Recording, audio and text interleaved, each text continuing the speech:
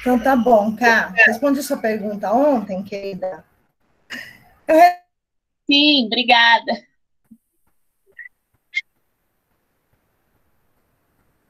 Alô, Carol. Oi? Perguntaria, eu estava tão atordoada que eu falei, nem sei se eu respondi direito a sua pergunta ontem, mas que bom que foi, né? Então, bora Oi. lá. Bom, amores, vamos à correção, na verdade, dessa atividade. Hoje a aula é referente à aula 5, né? Dia 16 de setembro. Então, vamos lá.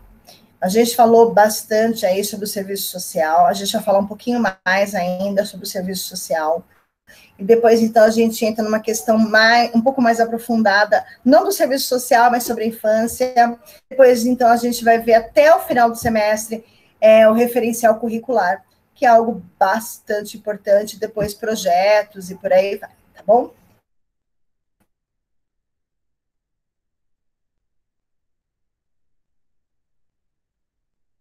Dúvida em relação a essa atividade? Por que essa atividade é a única que eu estou corrigindo?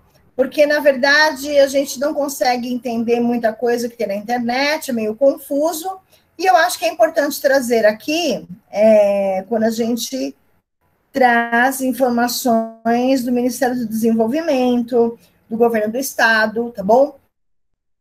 O que é o estado de calamidade pública, que, por exemplo, agora estamos passando, né? Então, quem decreta o estado de calamidade pública são os governantes, tá bom? E quando que eles decretam, então? Quando eles reconhecem que a situação, a situação ou as situações, depende, né? Elas são anormais. O que é anormal? Por exemplo, desastre natural, chuva, ou então ele é provocado. Por exemplo, um prédio cai porque a arquitetura ou o engenheiro quebrou uma estrutura. Aconteceu em alguma situação aí, acho que no Rio de Janeiro, se não me engano, tá? E que pode causar danos graves à comunidade, inclusive ameaçando a vida dessa população.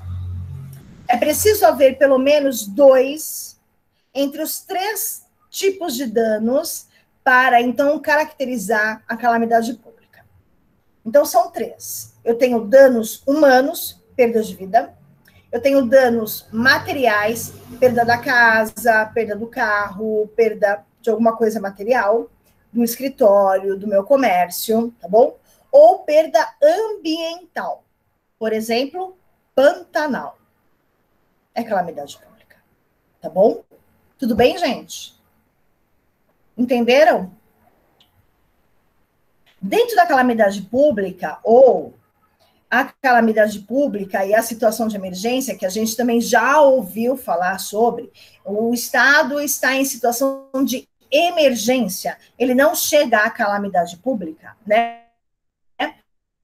Qual é a diferença entre a situação de emergência e a calamidade? Na verdade, é a intensidade com que as coisas acontecem. Deixa eu só aceitar alguém aqui. Cassinha.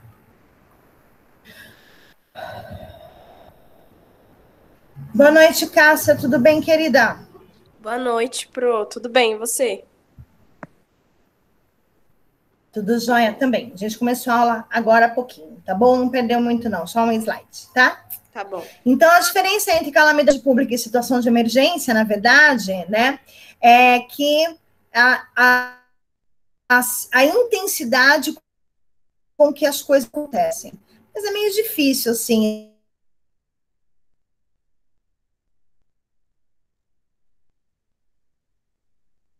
É difícil até a gente poder mencionar e mensurar isso, né? Mas é necessário, de uma forma bastante racional, pelo município e pelo governador, tá bom?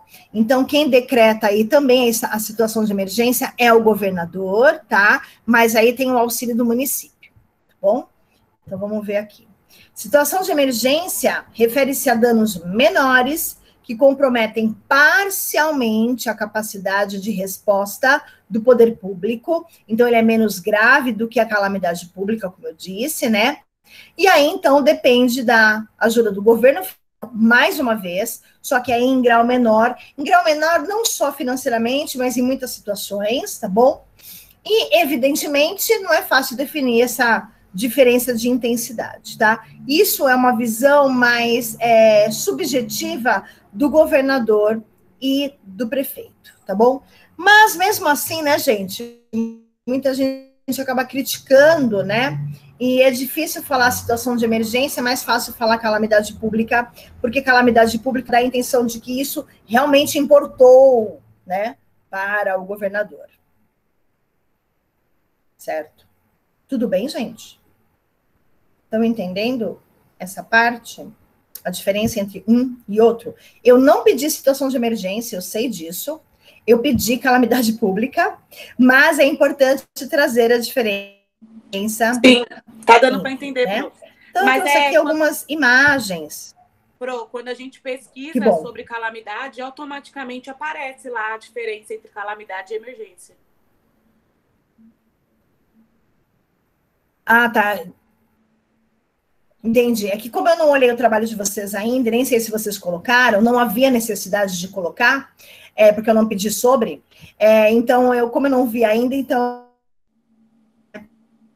Então, aqui, por exemplo, nós temos perda de vida, pode ser, né? Bem provável. Olha a enchente, né? O quanto subiu aí de rio, de água.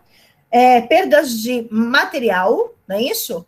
E dependendo da região, a gente tem uma perda ambiental, tá? Então, perda humana, perda material e perda ambiental. Tem que ter pelo menos 2, certo? Aqui a gente tem 2 com certeza, tá? Se a gente pensar em Brumadinho, a gente tem os 3. Tá? Tudo bem? Infelizmente, né?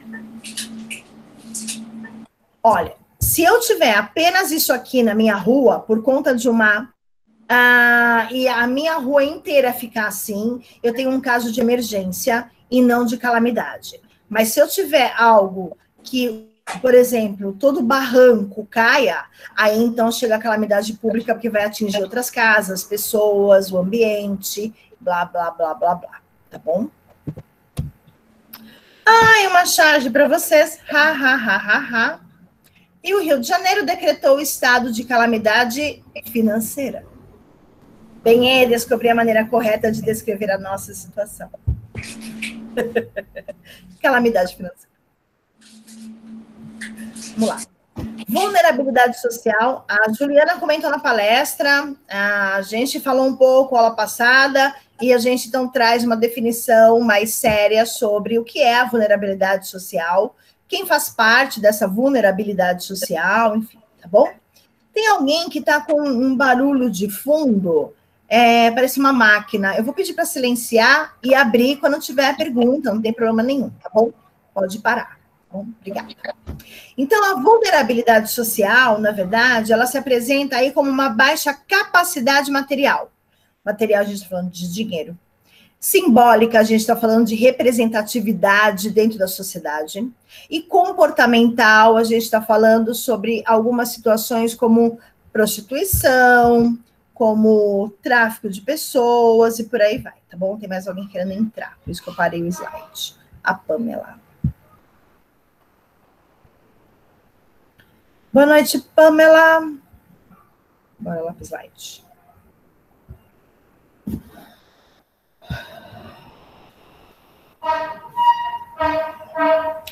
E aí, então, a gente fala da baixa capacidade material, simbólica e comportamental de famílias ou de pessoas. Pode ser uma pessoa, 2 pessoas, tá bom? Pode ser que eu more sozinha e tenha todos esses problemas aí de baixa capacidade material, comportamental, por exemplo, tá bom? Para enfrentar e superar os desafios com os quais se defrontam.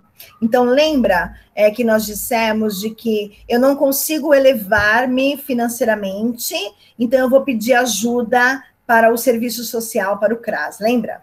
Tá bom? Então, aqui a gente faz parte de vulnerabilidade social, quando a gente não consegue enfrentar e superar os desafios que apresentam aí durante a vida, tá bom?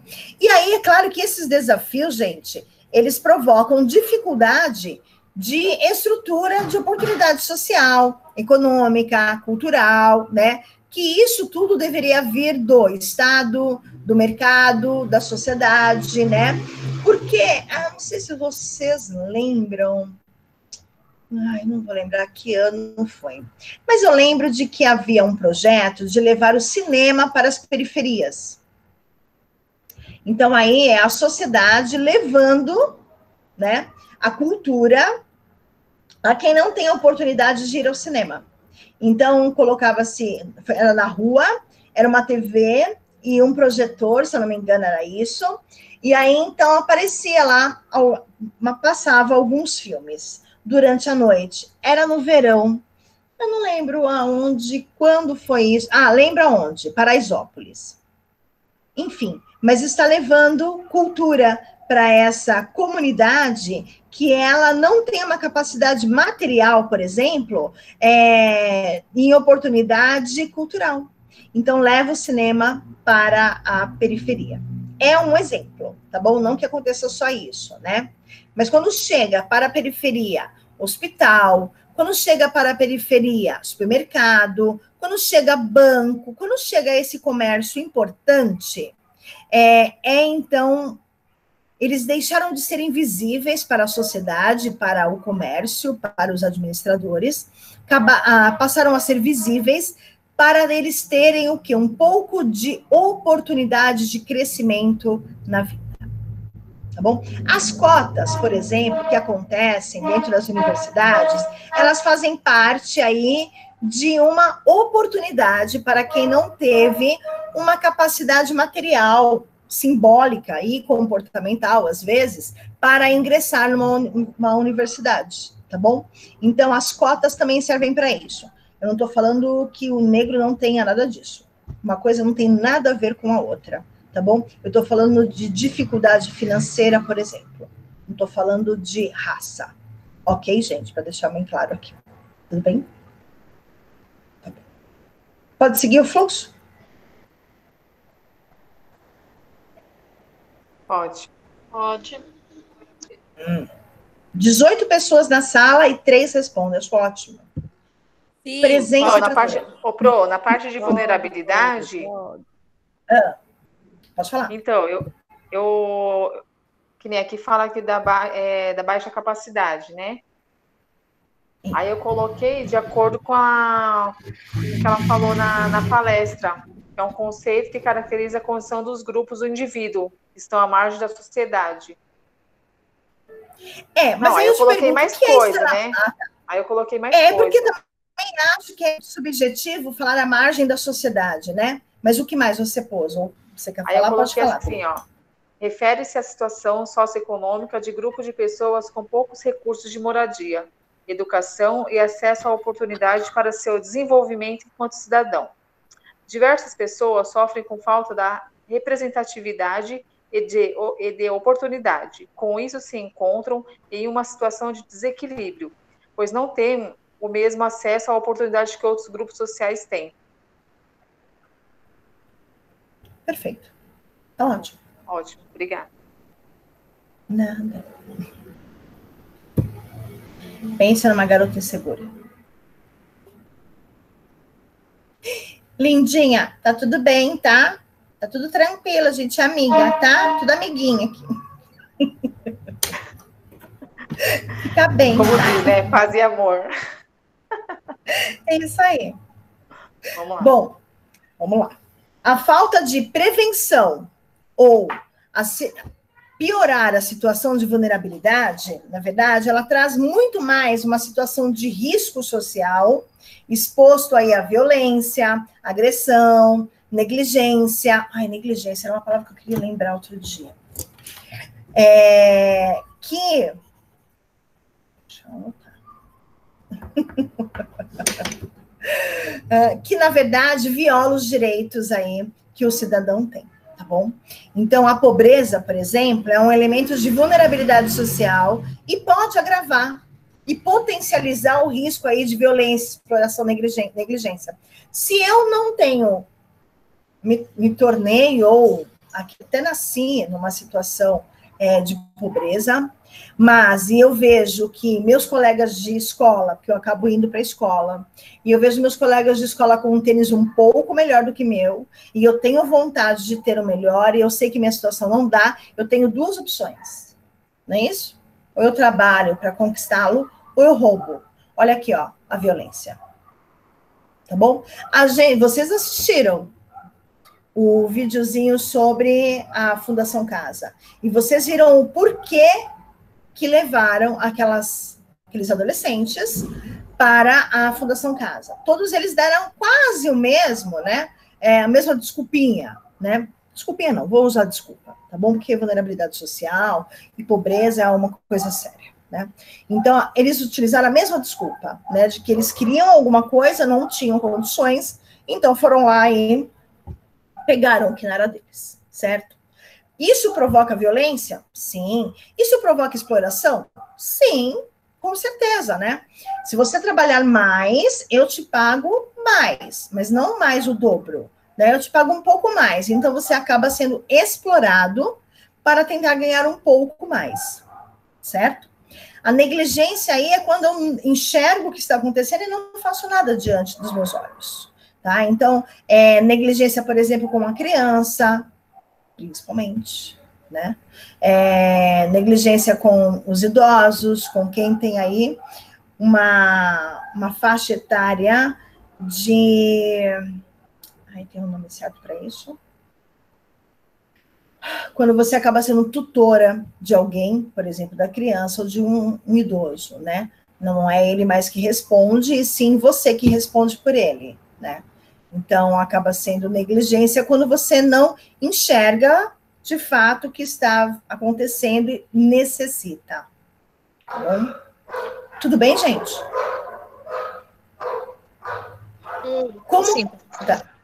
Como que eu previno, então, tudo isso para eu não piorar a minha situação de vulnerabilidade, né?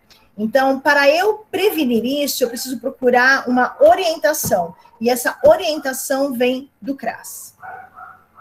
Tá bom? São eles que vão orientar, ajudar a população, a sociedade, que faz parte aí da vulnerabilidade social. Tá? Vou trazer aqui um exemplo de vulnerabilidade social. Vamos lá. Então, vamos imaginar uma família que tem ido buscar o CRAS. E aí, então, essa família, ela é chefiada por uma mulher, não tem homem, por uma mulher. Ela tem mais ou menos 30 anos, está desempregada, tem filhos pequenos e mora com uma mãe que ela é idosa e tem uma saúde fragilizada. Eles vivem em 2 cômodos, em um bairro distante do centro da cidade. Aí, então, vem algumas perguntas que devem ser feitas para saber se ela entra ou não nesse estado de vulnerabilidade social, tá bom? Porque ela pode ser uma mulher de família que tem aí alguns filhos pequenos, está desempregada, mas recebe, de repente, uma herança, mora numa boa casa. Mas aí, quando fala que vive em 2 cômodos, aí o negócio já é diferente, então precisa fazer algumas perguntas. Essas crianças têm acesso e frequentam a escola? Todos são acompanhados na UBS, na Unidade Básica de Saúde? Como a mulher faz para gerar renda, dinheiro, suficiente para pagar ou para saciar as necessidades da sua família? Essa senhora, que é a mãe, ela tem direito à Seguridade Social, ao seguro social, aposentadoria, pensão, ou ela recebe algum benefício de prestação continuada. Lembra, a Juliana falou, né, do BPC. Todos estão inscritos no CAD único, que é o cadastro único que existe do governo federal. Com quem pode contar para as necessidades mais urgentes? Então, essas são as perguntas para compor o histórico de como a família enfrenta suas fragilidades e desproteção. A partir daí, então, gente, o CRAS tem como estudar para de que forma ajudar essa família. O CRAS, ele pode ajudar essa família e vai ajudar. Pode ser que essa família não queira ajuda, que é uma outra situação, tá bom, gente? Beleza? Aqui a gente tem uma situação de vulnerabilidade social.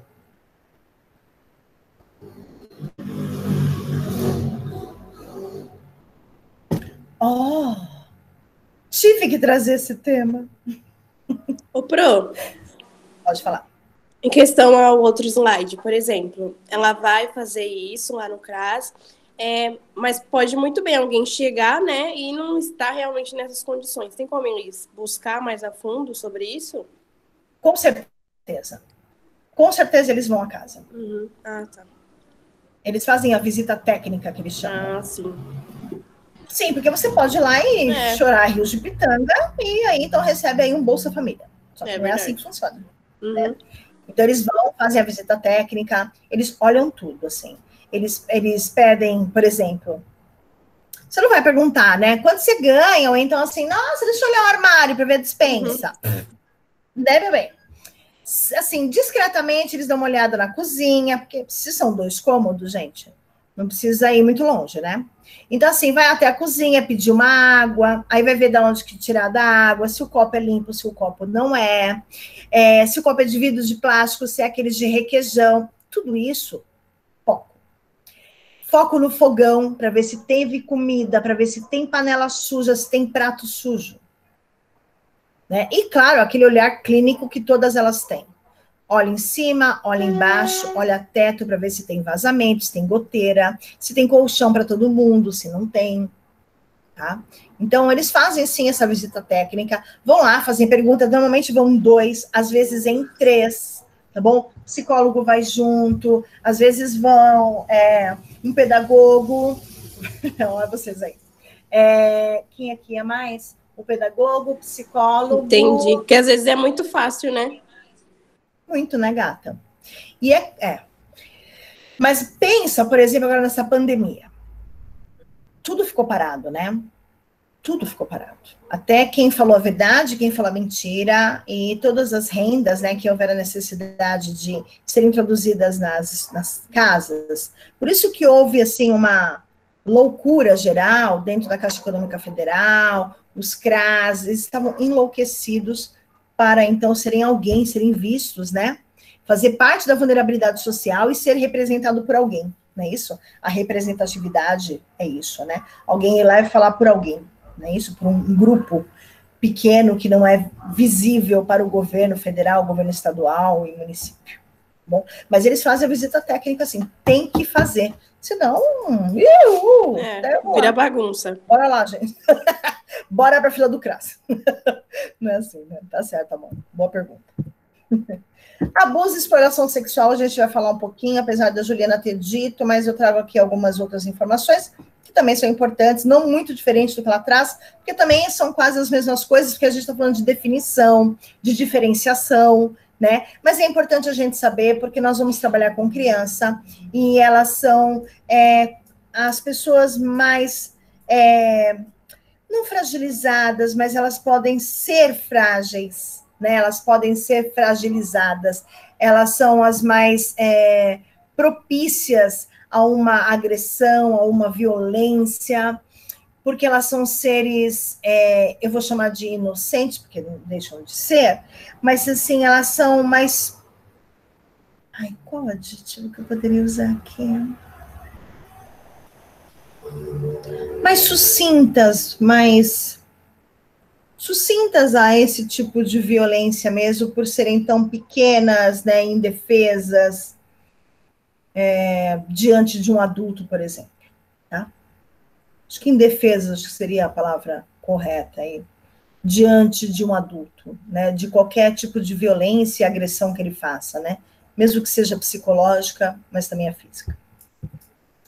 Então, o abuso sexual, vou trazer aqui algumas informações que eu trouxe de um slide bastante técnico, que fazia parte de VDCA, meu ex-marido, e aí, então, ele era psicólogo e gerente de VDCA, então, algumas informações trouxe aqui, tá bom? Então, como que é definido o abuso sexual e como que é feito, enfim, né, por quem que é cometido aí esse abuso sexual? Normalmente, o abuso, gente, ele é cometido por pessoas que estão muito próximas às crianças, tá? Avô, tios, irmãos, padrasto, o pai, tá bom? E até a mãe também faz parte aí do abuso sexual, tá bom? Normalmente são pessoas que frequentam a casa, que têm liberdade para com todo mundo e que normalmente as pessoas gostam dessa pessoa. Por isso que acabam não desconfiando, né? Por isso que é sempre uma surpresa. Nossa, ele que abusava, e tudo é uma surpresa, né?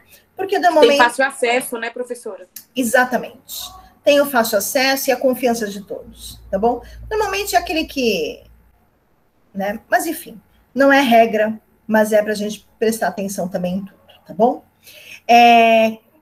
Claro que isso, muita gente fala que acontece com pessoas pobres, em países subdesenvolvidos, mas não é a verdade, tá bom? Isso também acontece em classe média alta, classe alta, tá bom? Isso também acontece, por exemplo, nos Estados Unidos, na China, onde ali os países são desenvolvidos, tá? Só não há um alarde tão grande quanto num país subdesenvolvido, tá bom? Eu lembro de uma frase que uma professora minha de psicologia disse, que aonde falta cultura, o maior show é a violência. Então, né, quando falta cultura, o que você vai assistir, então, é sempre violência. Presta atenção nos bairros pobres, onde não tem uma biblioteca, não tem uma livraria, não tem uma papelaria, não tem nada disso, as pessoas não têm o hábito de praticarem a cultura, de lerem, de ir ao cinema, de ir ao teatro, alguma coisa assim. Quando acontece uma briga na rua, todo mundo sai na janela para ver. É o teatro que está acontecendo, que é acesso a quem não tem cultura, né? Vamos lá. Bom, o alvo preferencial do abusador, eu estou falando de abusador, eu não estou falando de pedófilo, tá bom? Presta atenção, porque é uma coisa muito diferente da outra. São as garotas, tá bom? Normalmente, tá? O que ele prefere. Mas os meninos também estão no meio, tá bom? As garotas é de 0 a 14 anos. Olha, a faixa etária é bastante grande. Tem alguém entrando aqui, peraí. A Valéria. Nossa. Boa noite, Val. Boa noite, Val. Tudo bem, querida? A gente já começou a aula, tá, amor? Fica à vontade. Boa noite. Tá bom. Tá bom. Então, o alvo preferido são as meninas de 0 a 14 anos, dá uma olhada, quantidade, 14 anos, de 0 a 14, tá bom? Aí, como eu disse, né, mas não significa que os meninos não estão de fora, tá? Para caracterizar um abuso sexual, gente, não precisa ter contato físico. Não é preciso ter contato físico, tá bom? Cuidado com isso, né? Então, essas situações aí, que totalizam cerca de 70% dos casos, de acordo com o guia escolar, que são métodos para identificação de sinais de abuso e exploração sexual de criança e adolescente, que a Secretaria dos Direitos Humanos libera aí pra gente. Eu vou ver se eu encontro para vocês, deve ter aqui, não sei se tem aqui, mas eu vou ver se eu encontro para vocês e mando, tá bom? Ou mesmo vocês fiquem à vontade para procurar esse métodos para identificação de sinais de abuso e exploração sexual de crianças, tá bom? O agressor se contenta, por exemplo, já que não pode ter o contato, ou que não caracteriza só o contato, mas, por exemplo, ver a criança tomar banho, tá bom? Pedir para a criança tirar a roupa na frente dele. Olha, comprei uma blusinha, tem como vocês trocar? E aí a pessoa fica olhando. Olhando, não é olhando, gente. É olhando aquele olhar mesmo, tá bom? Ou simplesmente pede para sentar no seu colo. Tios e tias que gostam tanto de crianças que sentam no colo. Vós que gostam de crianças que sentem no colo. Observem muito bem isso. Em festa infantil. Observem isso no domingo, aquele almoço dominical. Observem isso durante a semana quando você não está e pega de surpresa. Bom? Quando também não há o contato físico e é abuso sexual, é quando o abusador pede para a criança dançar para ele. Tá bom? Quando vai se trocar, pedir para mostrar o órgão genital, mas não fala assim, né? Mostra o órgão genital. É dar uma giradinha, deixa eu ver, senta, tá bom? Para olhar. O foco é esse, tá bom? Claro que, por outro lado, existem aqueles que não se satisfazem apenas em observar de longe e não colocam limites para a conquista do prazer do abusador. Atos como sexo oral, sexo anal, masturbação, penetração com órgãos genitais ou dedos faz parte do repertório aí de perversões, tá bom? É um perverso. Catálogo pela psicologia, perversidade. Ele é um perverso, tá bom? Quando chega ao sexo, penetração pênis-vagina, aí então é constatado o estupro. Sexo com pênis e vagina. É constatado estupro. Não, professora, mas o caso foi pênis, ânus. É abuso sexual. Ah, foi masturbação. Abuso sexual. Estupro, pênis, vagina. Tá bom? Exploração sexual. Exploração. Explorar sexualmente. Tá bom? Então, ele vem sido bastante usado para designar uma prática muito antiga, que é a prostituição de crianças e adolescentes, tá bom?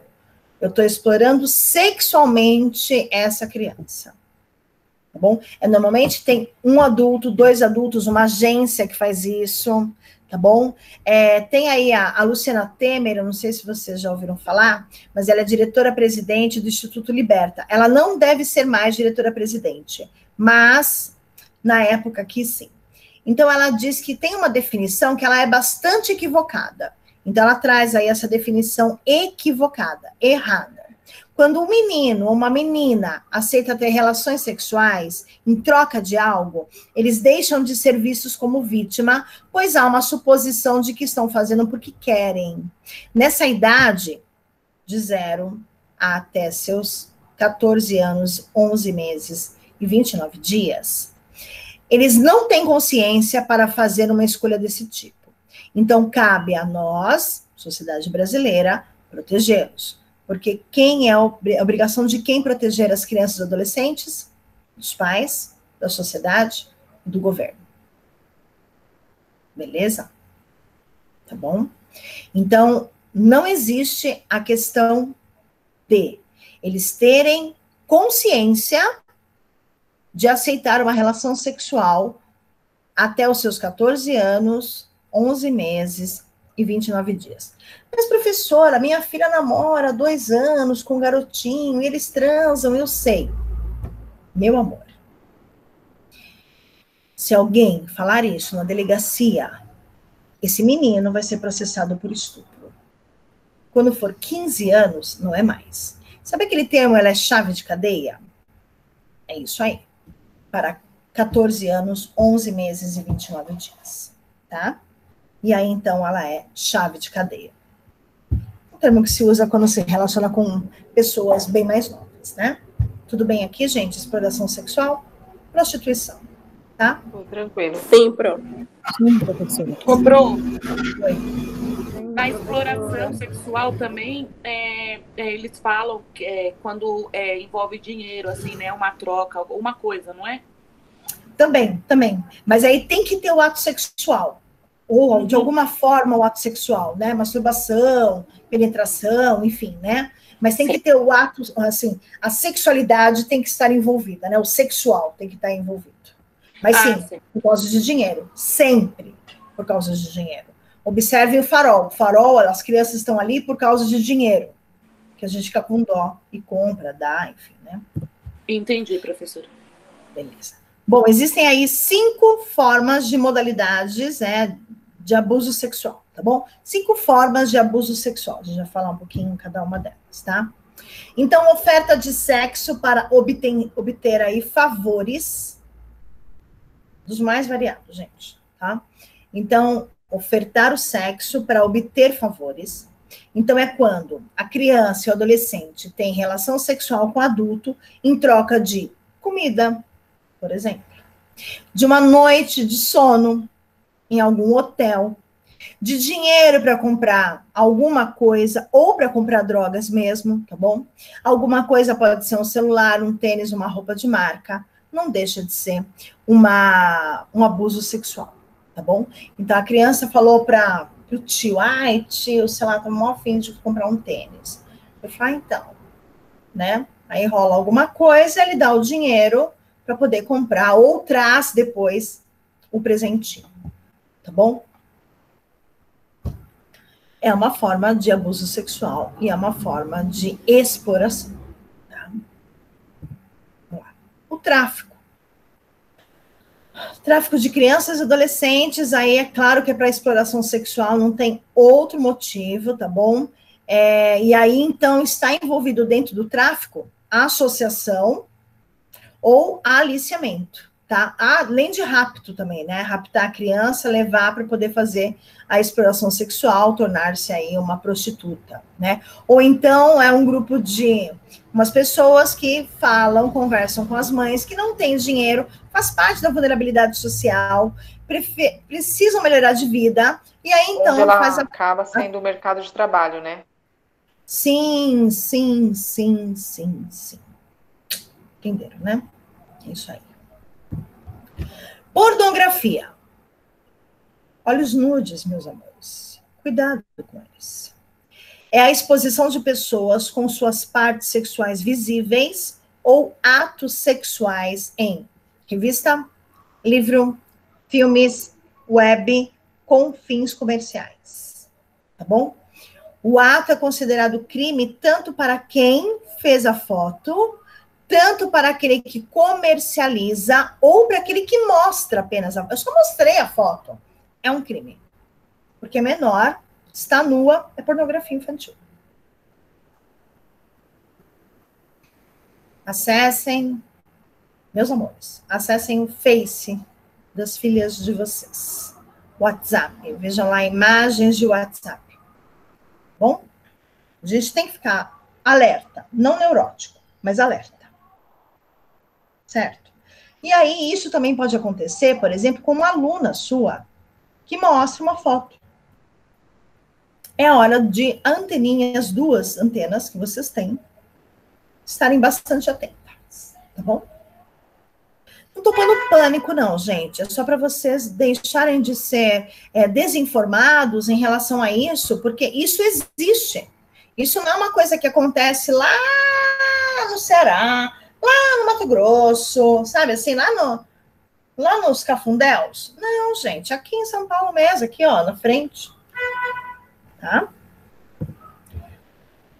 Exploração sexual agenciada. Agenciada, porque tem alguém intermediando, certo? Então, é intermediada por uma ou mais pessoas ou serviço. As agências, por exemplo, tá? As crianças e adolescentes pagam um percentual do que ganham em troca de itens de subsistência e proteção durante a realização do trabalho. Normalmente, se transformam em reféns dos seus agenciadores, caracterizando uma relação de semi-escravidão. A gente viu alguma coisa parecida, mas com adulto, numa novela que teve aí, que elas foram para a Índia, não, para Marrocos, para algum lugar aí. Só que lá elas foram agenciadas também. A menina, ela era da favela, não é isso? De uma comunidade. E aí, então, ela foi agenciada, se não me engano, era a Cláudia Raia, como uma atriz principal, que fazia parte dessa agência. E aí, então, levou as meninas para lá para trabalhar como modelos. E chegando lá, não eram modelos, elas eram prostitutas. E aí, então, tinha que pagar um percentual do que ganha. Então, imagine que isso aconteça com crianças e adolescentes, tá bom? Tráfico internacional, por exemplo. Por isso que na alfândega, quando você vai viajar com a sua filha, tem que ter a autorização do pai e da mãe, dos dois. Dos dois. Professora, eu não falo com o meu ex-marido, faz um século. Não interessa, tem que ter. Bom? Para quê? Porque assim determina, simboliza de que não há um tráfico internacional sexual de criança. Tá bom? O bagulho é louco. Não, meu filho. Ah, não, peraí.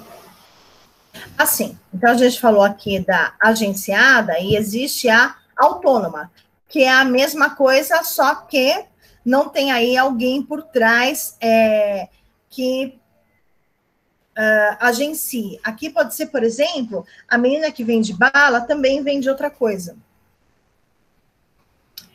Normalmente a autônoma é a prostituição na rua, tá bom? Então, é a prática de atos sexuais mediante pagamento, porque é uma exploração sexual. Por falta de informação, a exploração sexual é a principal estratégia de sobrevivência para muitas crianças e adolescentes em situação vulnerável. A exploração se dá na rua. Está lá vendendo bala e acaba, né, sendo ofertado por um ato, né? Nem me fale. A exploração se dá na rua ou em programas negociados por telefone. Por exemplo, vamos usar a situação da criança, da adolescente. Aquela adolescente de seus 12, 13 anos, que ela acabou de entrar na puberdade, ela está em desenvolvimento corpóreo, a gente percebe que seios estão aparecendo, então ela já está menstruada, ela já deixou de lado as bonecas, né, ela dá uma olhadinha para os meninos, e ela vende bala no semáforo. A mãe, o avó, a tia que toma conta dela, normalmente agencia essa menina, tá bom? É autônomo? Porque na verdade ela está na rua. Tá? Só quando for consciente, assim, ela começar a fazer isso constantemente, que a gente pode dizer que ela é agenciada. Tá bom? Então, a gente tem que ficar de olho, bem atento a esse tipo de problemas que a sociedade, na verdade, ela percebe, ela estimula e ela ajuda até que isso aconteça. Né? Só tem prostituição porque existe uma pessoa que paga por sexo. Se não pagasse por sexo, não teria prostituta, certo? Se não tivesse o drogado, o usuário de droga, não teria o vendedor de drogas e nem as drogas, certo? Mas por causa do produto, o final aqui, ó, o produto final, que seria o comprador, né? O interessado, é por isso que tem as ofertas, tá bom? Eu não vou vender uma coisa que ninguém queira. Eu vou vender coisas que as pessoas querem, tá bom? Tudo bem, gente? Sim. Sim, professora. Gente, emudeceram, acho que era o assunto que era punk. Ok? Tudo bem. A senhora vai encaminhar isso pra gente depois, né? Imagina, eu nunca faço isso, Adriana. Não é não? Não sei nem por que a pergunta.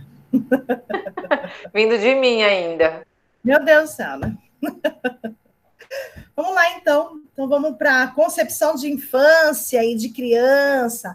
Vamos tentar dar uma afrouxada aí desse assunto que foi tão pesado, maçante, mas importante para a gente poder olhar a criança com outros olhos, né?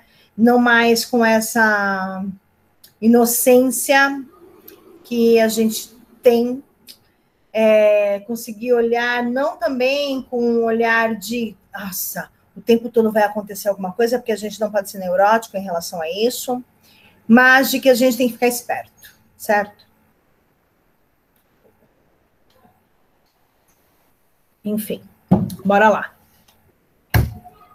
Concepção de infância e criança. Eu acho que é super importante trazer. Deixa eu colocar aqui para vocês verem direitinho.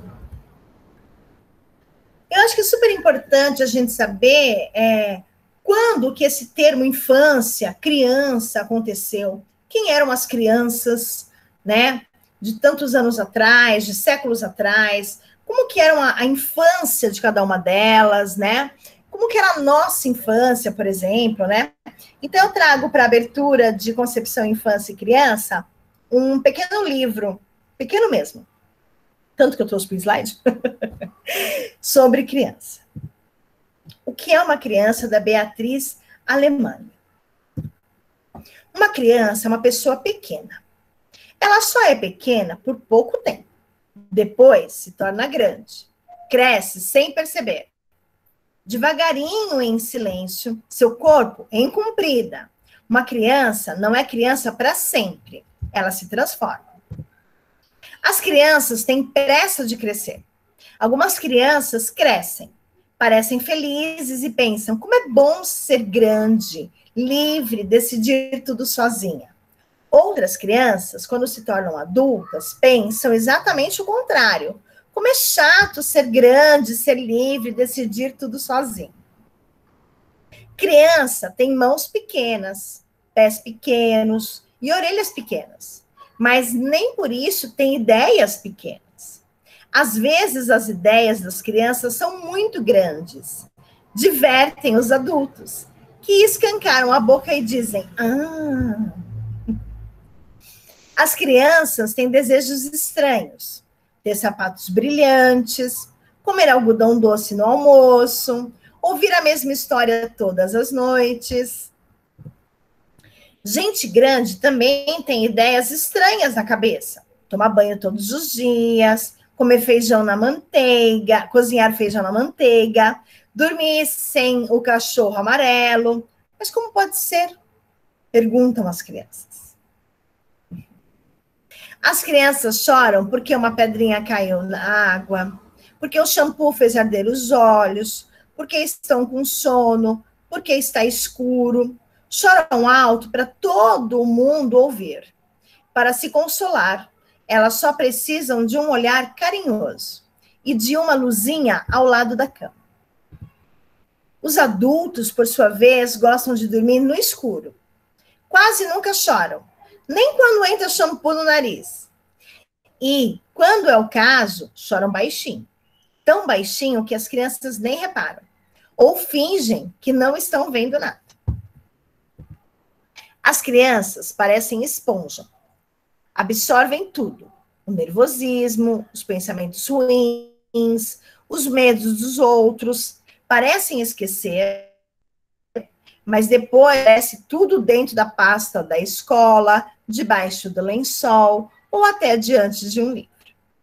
As crianças precisam ser observadas com um olhar atento. As crianças têm coisas pequenas como elas mesmas. Uma cama pequena, pequenos livros coloridos, um guarda-chuva pequeno, uma cadeira pequena, mas elas vivem num mundo muito grande. Tão grande que as cidades não existem. Os ônibus se erguem no espaço e as escadas não têm fim. As crianças, como se sabe, não gostam de ir à escola. Elas gostam de fechar os olhos e sentir o cheiro da grama, de sair correndo e gritando atrás dos pombos, de ouvir a voz distante dos caramujos, de franzir o nariz na frente do espelho. Existem crianças de todos os tipos, de todas as cores, de todas as formas. As crianças que resolvem não crescer, não crescem nunca. Elas devem ter um mistério dentro de si. Então, mesmo depois de grandes, comovem-se com as coisas pequenas, um raio de sol ou um floco de neve. Existem crianças baixas, gorduchas, caladas. Crianças de óculos, em cadeiras de rodas. Crianças com aparelho nos dentes que brilham ao sol. Existem crianças chatas, odiosas, que nunca querem dormir. Crianças mimadas que só fazem o que querem. Crianças que às vezes quebram os pratos, as vasilhas e tudo mais. Todas as crianças são pessoas pequenas que um dia vão mudar.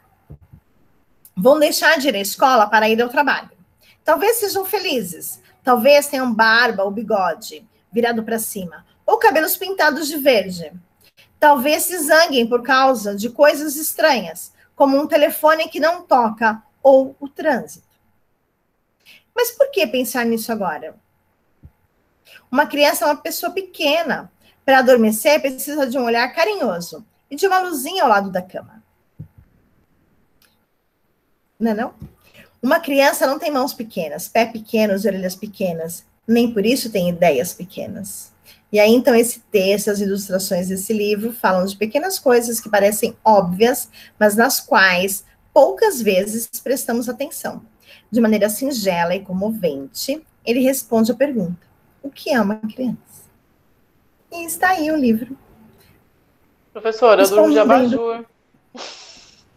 É criança. Eu não consigo dormir sem uma luzinha do meu lado. É mesmo?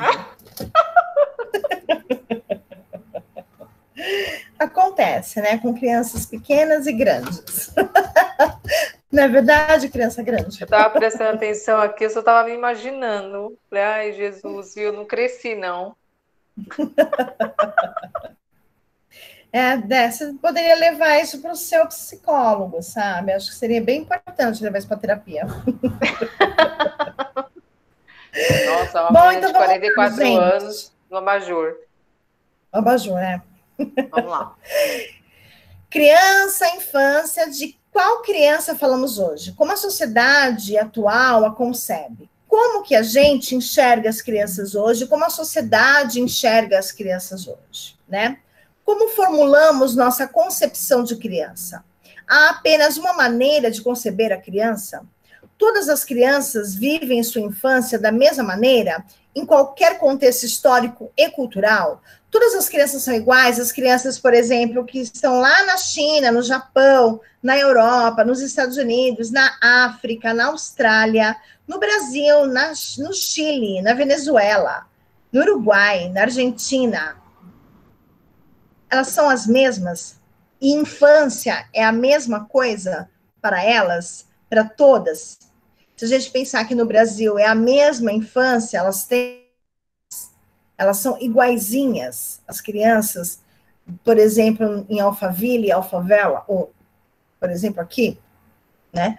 Elas são iguaizinhas na região sul, na região norte, na região leste, oeste, né? Como que são essas crianças e como elas vivem, né? É importante a gente saber, é importante a gente entender, porque nós vamos rodar muitas escolas e o público vai variar, mesmo sendo crianças. Né? Porque quando a gente fala de criança, a gente está falando de uma particularidade, a gente está falando de uma criança que convive num ambiente que a gente não conhece e que está cheio de cultura, que está cheio de regras, né? De moral, de costumes, de ética, e de que a gente não faz parte dela, né? Então, é importante a gente poder identificar e saber que há diferença, sim, de um lugar para outro, mesmo que seja dentro do estado de São Paulo, mesmo que seja dentro da cidade de São Paulo. De que a criança da Zona Leste, apesar de ser criança, por conta da faixa etária, ela é diferente da criança que mora, por exemplo, não muito distante, mas no Tatuapé. A criança de Guaianazes e a criança do Tatuapé, por exemplo. Né? São todas crianças, de repente almejam quase as mesmas coisas, mas as oportunidades são muito diferentes e a vive também, certo? Tudo bem? Bom, quais são os objetivos, na verdade, da formação dessa criança, né? Então, quando a gente, na verdade, conceitua e fala sobre esses conceitos de criança e infância, né, em diferentes culturas e durante a história, né, a gente precisa diferenciar e também fazer relações, né? Porque uma criança que viveu em 1920, por exemplo, ela pode ser que ela seja muito parecida ou que reflita algumas coisas de lá no nosso presente.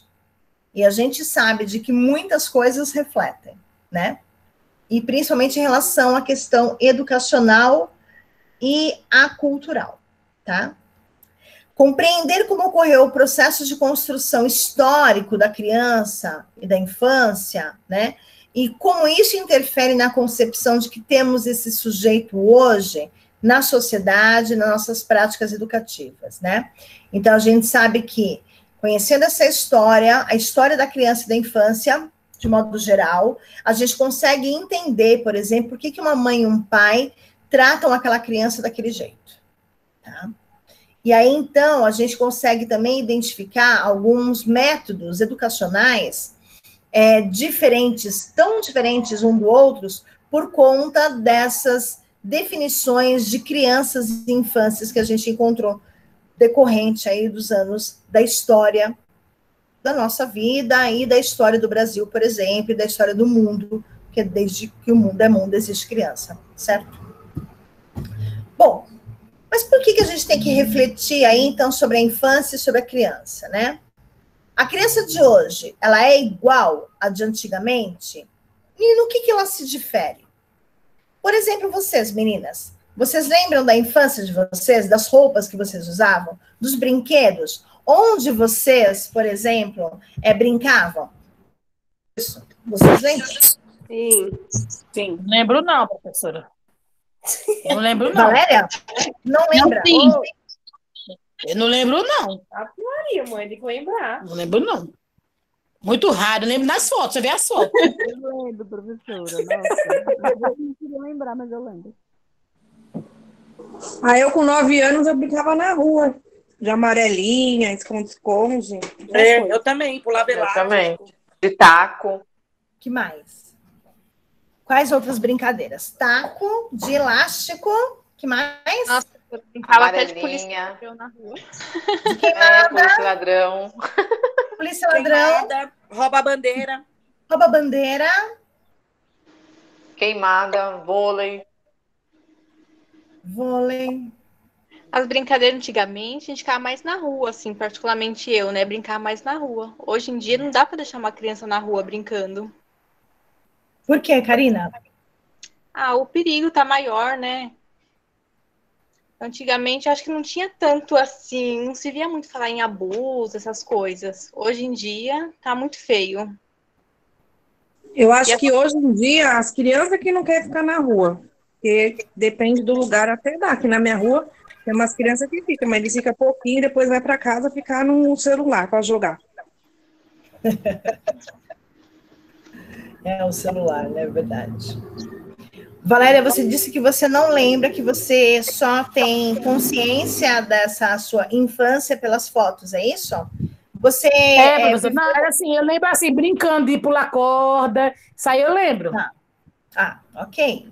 A gente não quer muito mais, assim, do que isso. A gente Pular quer corda, saber. brincar de casinha. Eu brincava muito de Miss. Ih, jura? Que Brincava muito de legal! Miss. De Miss eu lembrava. Colocava papel higiênico assim, sabe, a faixa? Eu Que era sei. Miss. Claro que o papel era primavera, né, meu bem? Não era branco. Ih, Era o líquido de pila, né? Era rosa, primavera. Ai, que legal. Fabi, você lembra? Helena, Tainã, lembro, Carol, Cássia. Lembro. Eu pulava. Lembro sim, pô. Eu brincava muito de Lembro. pular Eu elástico. me lembro. De elástico, Carol, o que você falou, amor? Eu me lembro que eu brinquei bastante na rua, eu gostava de brincar de rouba-bandeira. Rouba bandeira. Que legal que era. Verdade, a gente brincava muito na rua, Passanel, né? Passanel. Pegar um galho e arremessar na cabeça do colega. Nossa, mano. Beijo, abraço, aperto de mão. Mãe da mula. Mãe da mula. Tem alguma brincadeira que é regional que vocês lembrem? Helena, você lembra da sua infância? Onde foi? Bem longínqua. Por isso que eu perguntei. Onde foi sua infância, Helena? Na Bahia, professora. Eu Bahia, brincava. Brincava de.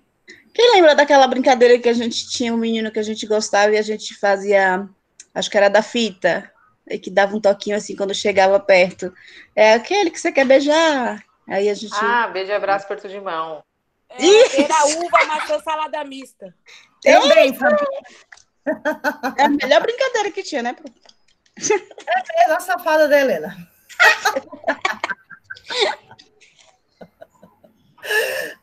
Tem mais alguém que lembra de alguma brincadeira regional?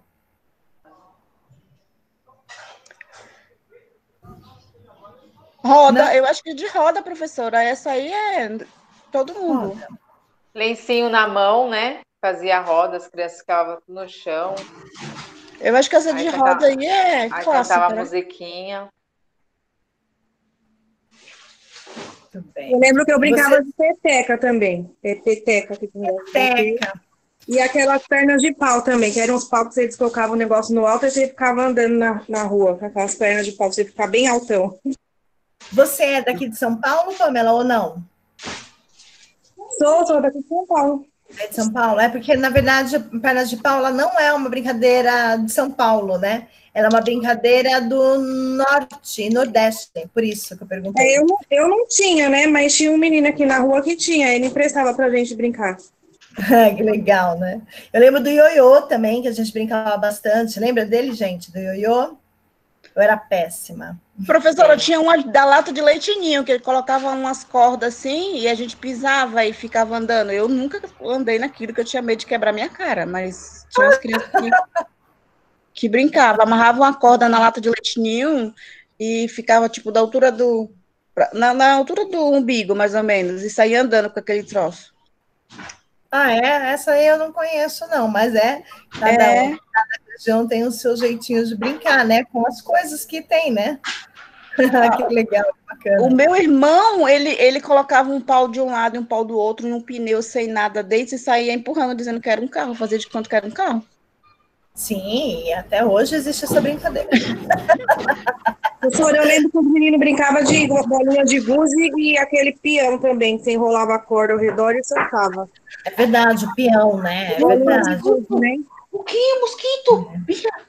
Muito bem, é isso aí. Aqui na minha rua, como eu fui criada com um monte de menino, né? Só tinha eu de menina.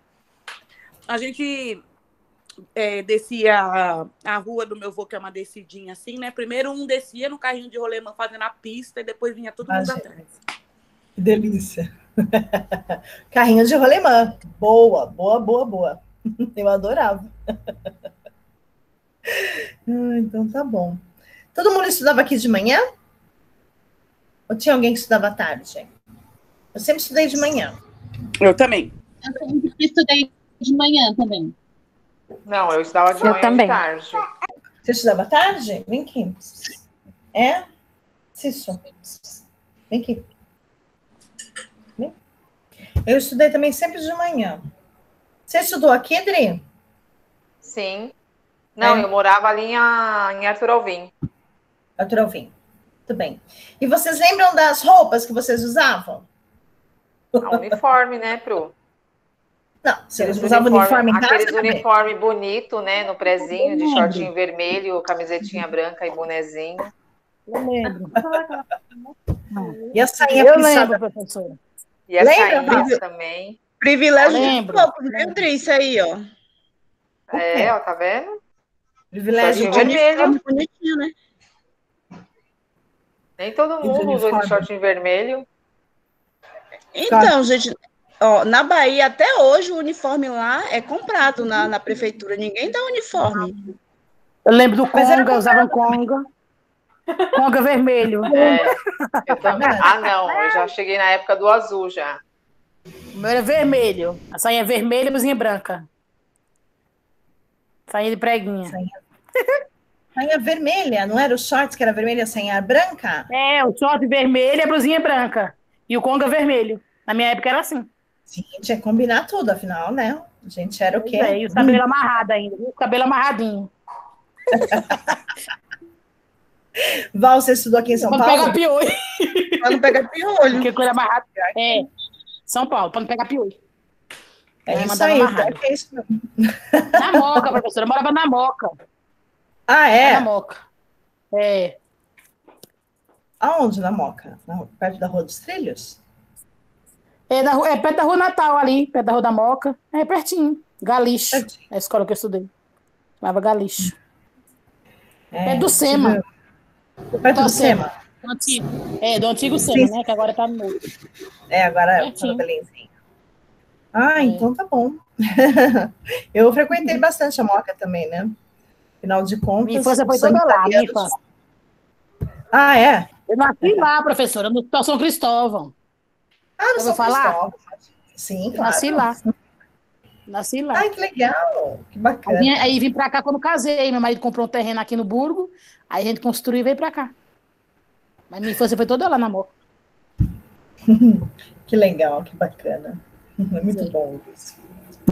Bom, então vamos aí.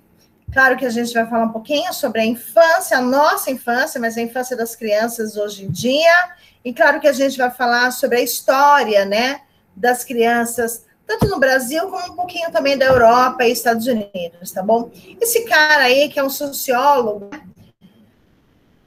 esse aí é o Manuel Jacinto Sarmento, tá? Mas a gente também pode falar de um outro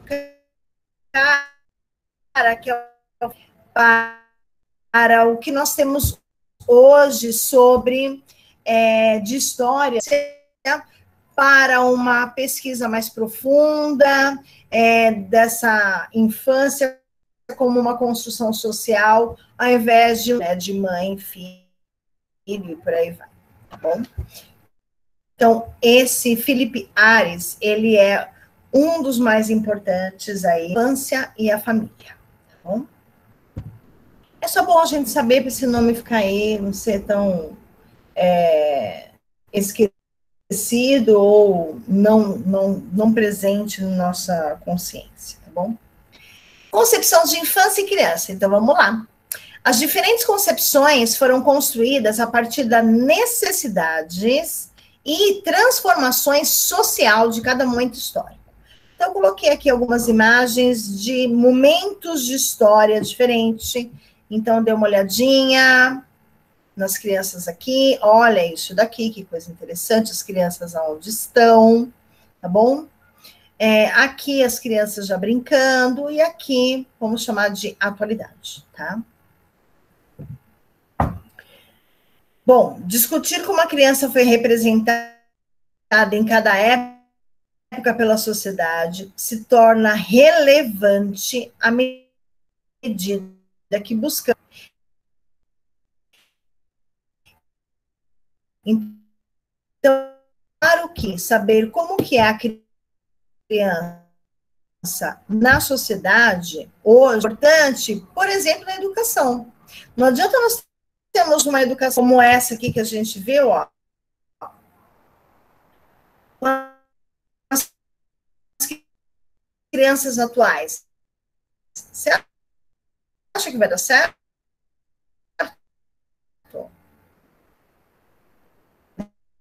Né? Será que as crianças de hoje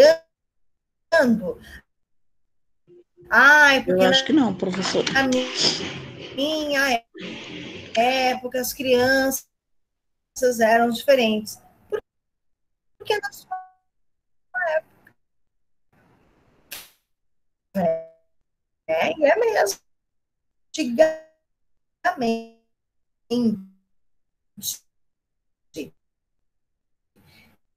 Mesmo já tem uma grande diferença, principalmente tecnológica.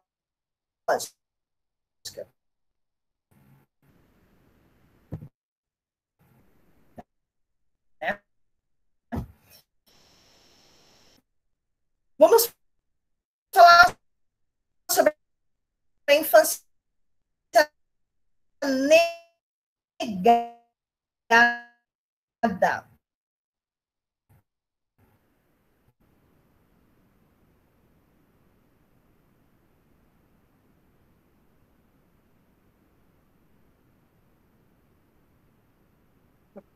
Tá travando, Pro.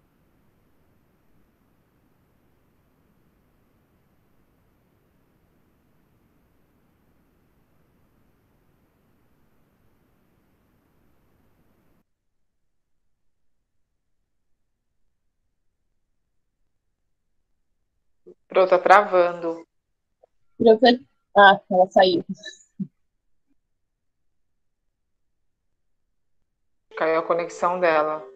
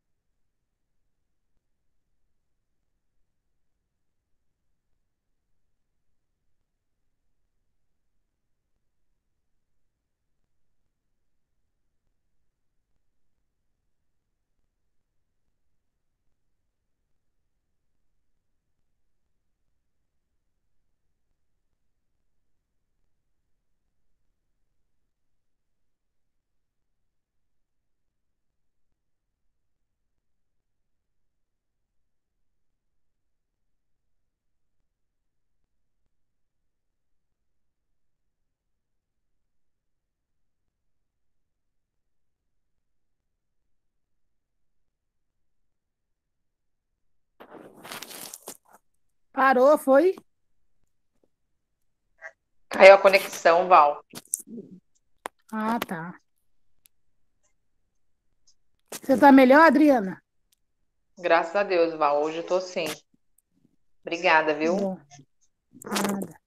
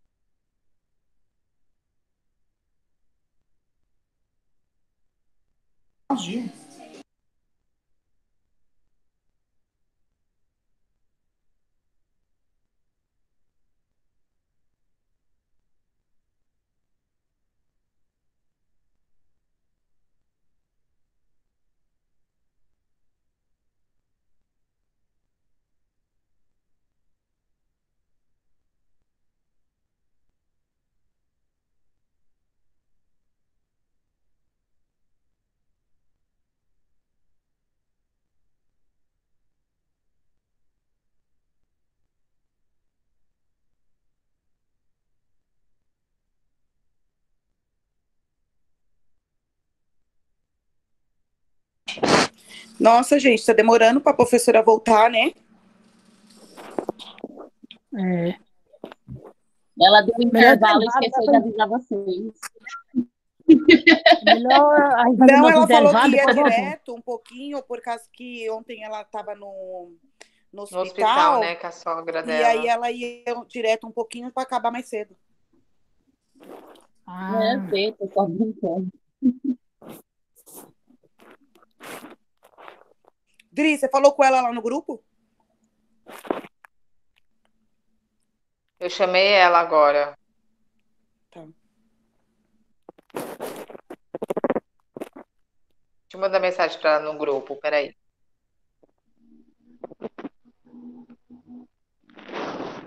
Nossa, eu tava vendo, só tem 11 pessoas na sala da gente, é? Misericórdia, pouca gente demais, hein? Tá louco.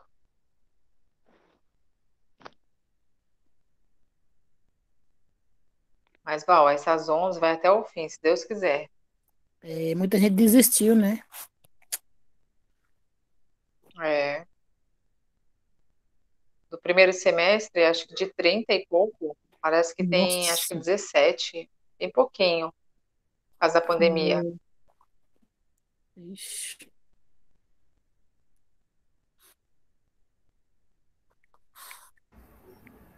Não. Oi, gente. Oi. De quem caiu? A minha não caiu, deve ter batido o sinal. A senhora foi para o intervalo sem avisar? Então, gente, eu não queria falar nada, mas assim, né?